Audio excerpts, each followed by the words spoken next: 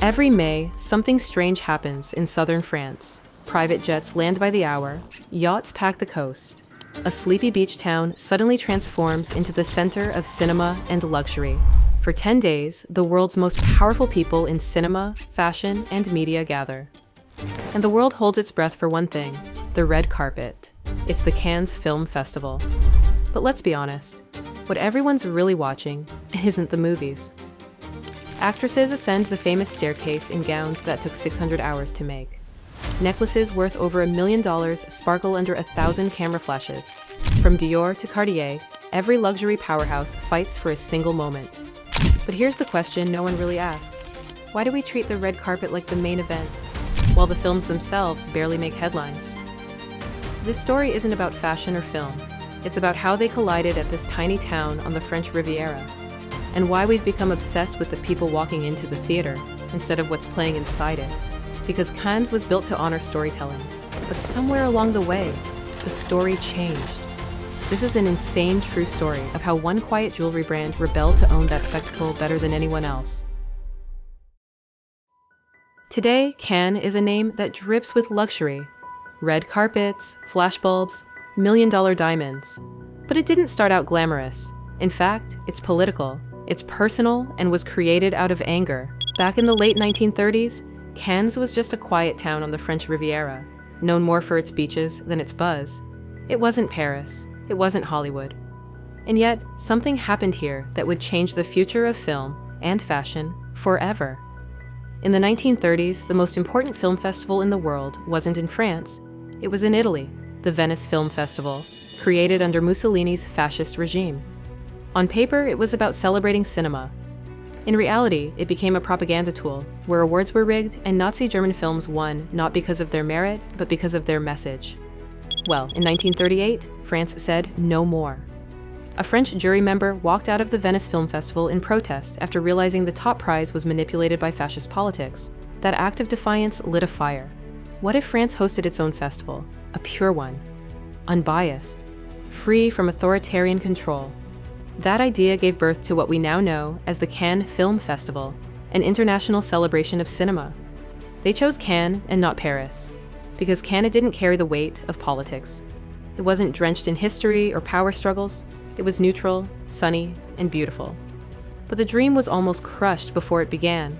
The very first edition of the Cannes Film Festival was supposed to launch in 1939. Everything was ready.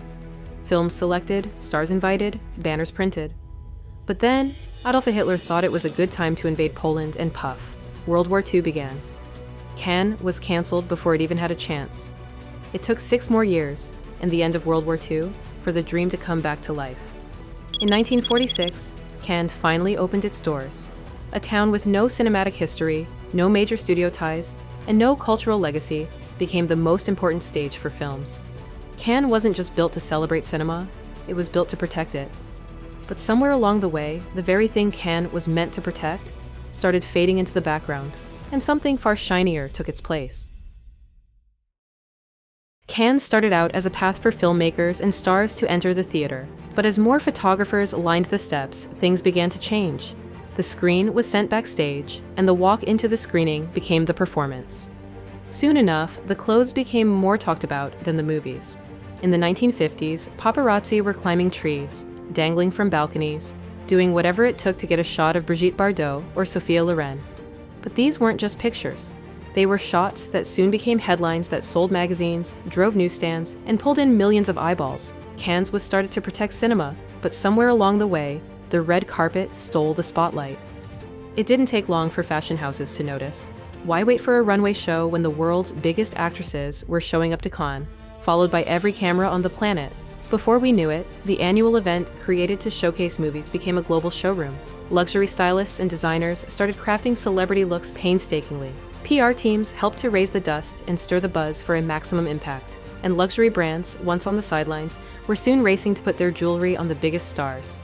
Even if they had nothing to do with the movie, what was once a celebration of cinema had become a battleground for branding. Every photo of a woman in Dior or Cartier walking up those stairs was free advertising. Every news article mentioning a $1 million necklace was marketing money no one had to spend. The red carpet became the main event. And for better or worse, people weren't tuning in to see what movie would win the Palme d'Or. They were watching to see who wore what, and Cannes let it happen. Unknown to all, a quiet war between old money and new luxury was unfolding behind the scenes. And for one small Swiss watchmaker, being part of the show wasn't enough. They wanted to run it and turn the red carpet into its personal empire. In the world of luxury Swiss watches, there was a quiet outsider known as Chopard. Chopard's story did not begin in Paris or Hollywood, but in a tiny Swiss village called Sonneville in 1860. A 24-year-old watchmaker named Louis-Ulysse Chopard built his brand the old-fashioned way: gears, precision, and most importantly, silence. With time, his pocket watches ticked silently and steadily in the pockets of Russian nobility. For over a century, Chopard stayed in the shadows, respected for its craftsmanship, trusted by royalty, but never a part of the fashion circus. However, things changed in 1963, when a German goldsmith named Karl Scheufele III bought the company with a vision to turn the humble watchmaker into something far bigger. Under the Scheufele family, Chopard added high jewelry to its portfolio: flawless gems, handcrafted settings, and bold creativity. But even then, it wasn't enough. No matter how exquisite the diamonds or innovative the design, Chopard couldn't crack the one world that truly moved global perception: the red carpet. In the 1990s, the walls seemed unbreakable. Red carpet jewelry always belonged to Cartier, Van Cleef, or Tiffany. It was about relationships, decades-long ties to Hollywood stylists, studio heads, and magazine editors. If you weren't part of that inner circle, you simply didn't exist. That's when Caroline Scheufele, Karl's daughter and Chopard's artistic director, made a decision that changed everything. She stopped trying to play by the old rules, and instead she decided to write new ones. Caroline didn't want Chopard to be politely included in red carpet roundups. She wanted to own the moment, and she knew exactly where to do it: the Cannes Film Festival. While American award shows were tightly guarded, Cannes was the wild card: international, glamorous, and surprisingly, unclaimed. No luxury house had taken full control of it yet, so in 1997, Caroline made her move. That year, Chopard didn't just show up to Cannes. They redesigned the Palme d'Or, the golden palm, which is the festival's most sacred symbol and highest honor. It was the boldest move a jewelry brand had ever made. Some called it disrespectful, others called it genius, but it was only the beginning. Caroline turned the red carpet into a runway and her jewelry into weapons of visual domination. She didn't send jewelry, she staged an invasion with necklaces worth hundreds of carats, earrings so heavy they had to be engineered for balance. She didn't beg stylists for a chance. She made Chopard impossible to ignore. And here's where the real twist comes in. Caroline didn't chase the biggest stars. While other brands were elbowing for Julia Roberts and Nicole Kidman, Chopard backed the underdogs, rising stars, actresses on the brink of breakout, because if they wore Chopard before they became famous, those photos would live forever. It was a gamble, but it worked. In just a few years, Chopard had done the unthinkable. It went from red carpet outsider to centerpiece. It didn't tiptoe in. It seized the spotlight with both hands. But in doing so, she broke unspoken rules. Some fashion elites accused Chopard for turning Cannes into a jewelry circus and crossed a line that would never be forgiven. But when you come out of nowhere and steal the show from the old guard, you don't just get attention, you earn enemies. By the early 2000s, Chopard wasn't just participating at Cannes, it was dominating it. Actresses sparkled in million-dollar diamonds. Photographers timed their flashes for the jewelry, not the gowns. And while films won awards, it was Chopard that owned the headlines the next morning. Unfortunately, the very success that elevated Chopard also aimed a target on its back. People began to ask, when did the Cannes Film Festival stop being about cinema? Some critics even accused the brand for taking over the red carpet, turning the most prestigious film festival in the world into a jewelry commercial. Many whined about how the celebration of storytelling was being drowned in sparkle. Others called it tone deaf. At a time when the world was talking about inequality, Chopard was showcasing necklaces worth $25 million just for a photo. We thought we had seen it all, but the next thing that happened left us in shock: the theft. In 2013, at the height of its power, over $1 million worth of Chopard jewelry vanished from a hotel room during the festival. Cannes had always been about illusion, about perfection. But now, that illusion was cracked. Was it an inside job? Was security compromised?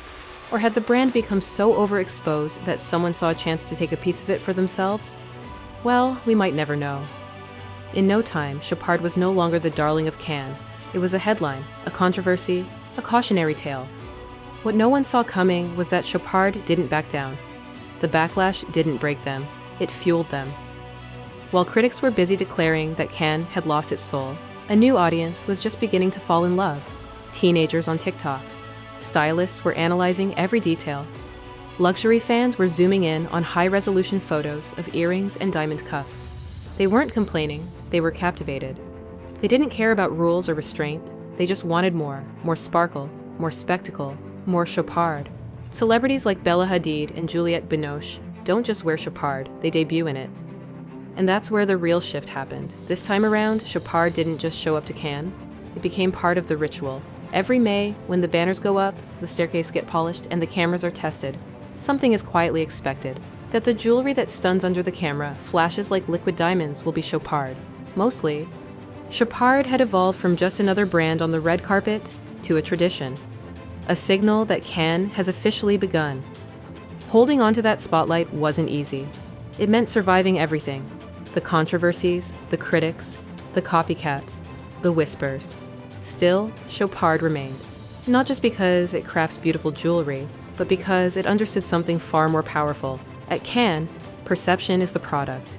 In a world where image matters more than ever, the brand that controls the spotlight controls the story. And Chopard learned how to hold that spotlight. So in the end, this isn't just a story about luxury, or even about film. It's a story about how one jewelry brand understood that, at Cannes, the red carpet isn't the path to the theater. It is the theater. So the next time you see a headline about what someone wore at Cannes, just remember, none of it happened by accident. Behind every $1 million necklace, every flashbulb, every perfectly timed step up that staircase, is a brand fighting to control the narrative, and no one does that better than Chopard. If you thought this was the wildest red carpet takeover ever, check out the Chanel video to see how a woman with nothing, no money, no family, no future, built an empire out of scandal, secrecy, and assent. It's one of the most powerful stories we've ever told. I'll see you there in a second. Cheers.